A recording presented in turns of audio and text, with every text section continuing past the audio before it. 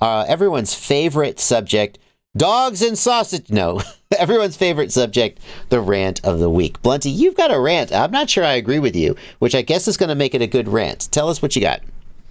All right. I basically think, okay, so I have a bunch of points here, but basically my overarching idea here is one of the ways people are going to get more into FPV drones and the idea of this hobby and everything that we do and build everything that we do is to have spectators. Mm-hmm.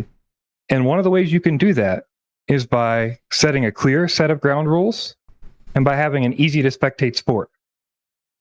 I do not believe the current multi-GP or any kind of fast racing is in any way easy for anyone to spectate. I think it's honestly extremely hard for people who even fly to spectate to see what's going on without an announcer. And I'm always surprised when the people who are announcing these races can actually tell who the fuck is in the front. Like, really, I watched so many races and I still get confused about who's who and where they are.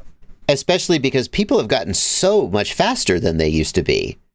Yes. Like, you watch these guys and it's very, very difficult to tell where they are on the track if you don't know the track.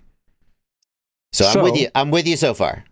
So I think that the way forward, whether or not racers are more interested in doing it or whether it's better for the sport, I think it's better for the sport overall as a spectator sport to move to some slower spec racing. I'm not saying a specific spec like Freedom Spec or even DRL or like the 7-inch DRL Racer 4s, like the what do you call them, Street League, or like Tiny Trainers. I'm not saying any of those are the best. I'm saying all of those choices present a better visual attitude for people who are watching and a better way to spectate. And honestly, to me, it's more exciting because the people who can go just like the fastest possible balls out to the wall can't do that in most of these. They're going as fast as most of the other people. They're just picking better lines, or they're recovering better from crashes, or they're crashing less, right? And to me, all of those things make a better spectator sport and a better sport that can expand the hobby through racing. That would be my overall opinion. I agree with everything you've said there. I mean, you've just defined the advantage of spec racing.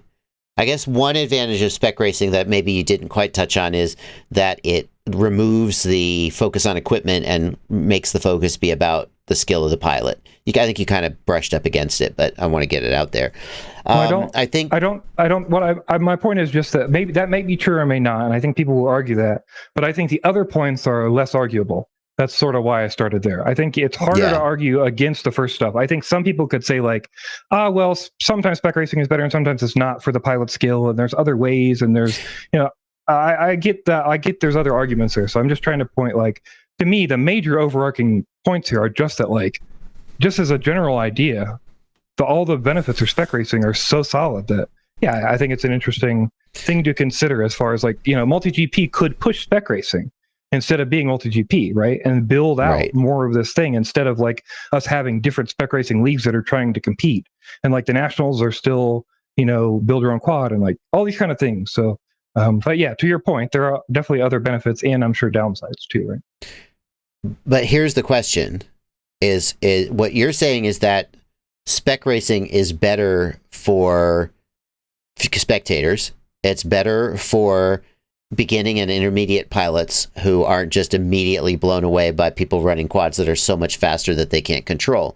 All of that's true, but it's not better for the top pilots. And I think the challenge is that the top pilots want to go at the edge of their capability. They have this thing in their brain that makes them want to just go as fast as possible and see who can go the fastest. And I think that's probably the main reason, one of the reasons why spec racing isn't more popular than it is. Because at the end of the day, if you don't attract pilots, you can't attract spectators. Sure, but I would argue that I don't think it would be that hard to attract pilots. I don't know. I think maybe that's true. What would make somebody like a Min Chen Kim and Evan Turner and Alex Vanover, what would make one of them choose a spec race over an open class race? Because you're still winning and the eventual payoff will be much bigger because there's going to be more spectators. Like, it'll be a career. It'll be a real career. They have to have a big picture view. Yeah, like if you want to build this into something in 5 years and want to have more of these $1 million purses that we had once, right? Right. Like there's a way to do that. Well, and that's to build the sport into an international sport that people actually care about watching. And you cannot watch drone racing now. It's just not possible. Is Freedom Spec doing that? I mean, is Freedom Spec the answer? I don't know, because I have other problems with single manufacturers running a spec. Right. So I think Go ahead. So like, I'm trying not to get into that general argument. Like that's a whole nother look. And I think we need to consider different aspects of how spec works and how we fit into spec, and whether somebody controlling everything is okay or not. What happens if that company goes under, or there are changes or manufacturer's problems or whatever happens, right? Like all those things can affect the spec. So like, I think there's a whole nother set of arguments to talk about there.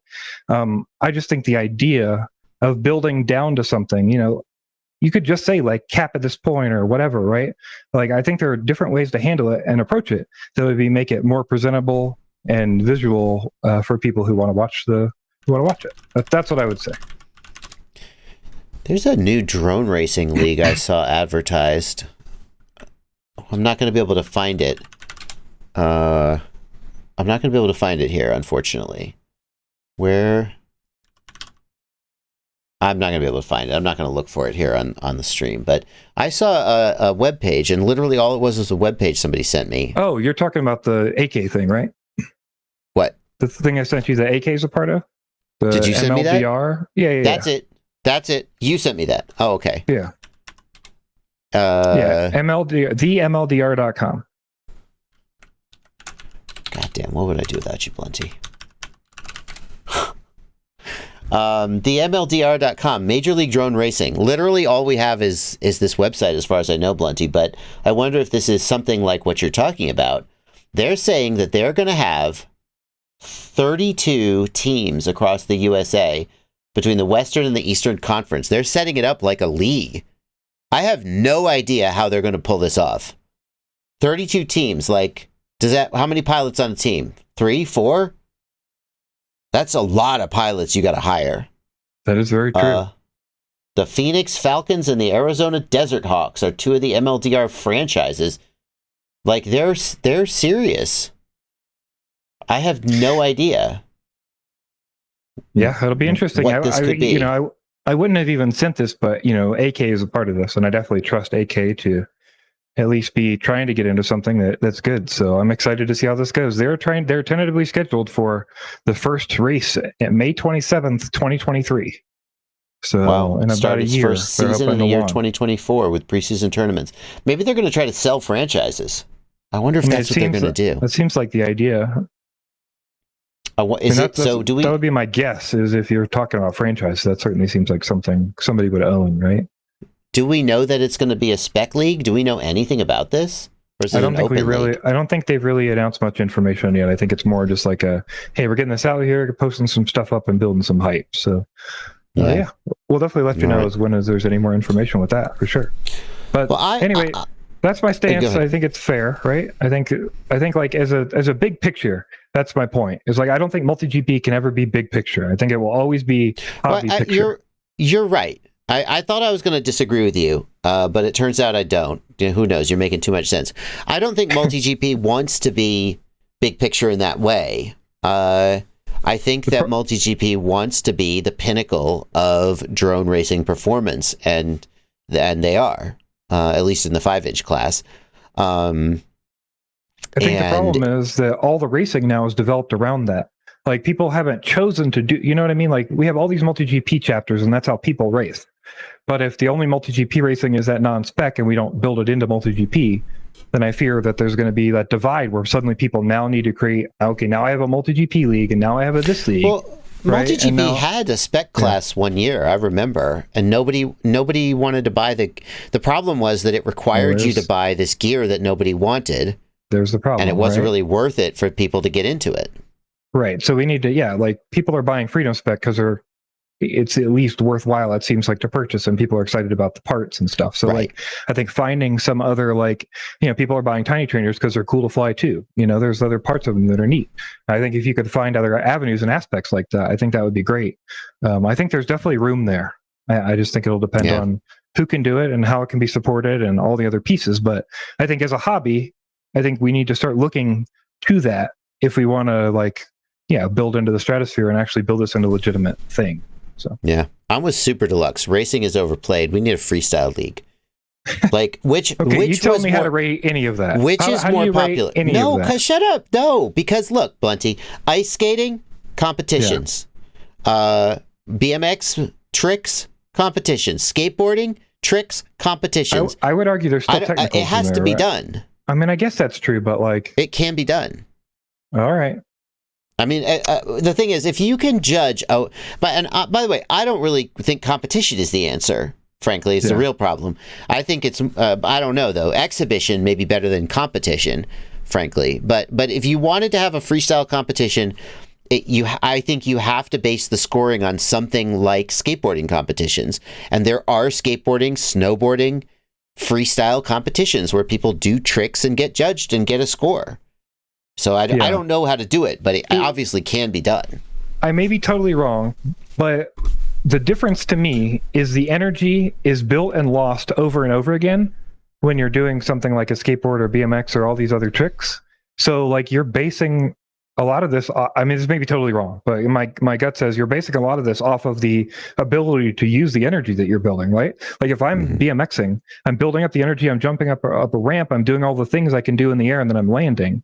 And then I'm building off of like a 3-minute set of that, right? Yeah. Versus drones, you're like in the air the whole time and you're transitioning trick to trick and you're doing part of a cube and then you're doing part of this and I'm doing a backwards this and so then do you have a like set of tricks you have to do, or then do you have like I mean there's just a lot of pieces there that I think we have to consider, right? So many tricks involve innovation and creativity, right? So like you wouldn't the other thing is that like Vanover's flight, it took him to get. He didn't do that on his first try. Sure. Now, I don't want to take anything away from what he accomplished. Like he could probably do most of those tricks on the first try, one at a time, but to do all 15 of them in a row on one pack, that's the level where he has challenge. I mean, it would definitely be interesting to see them try to do it in one or two packs. If you said, "Here's your pack, go do the best freestyle," you'd have to really hold yourself back in some ways. I don't know. Yeah.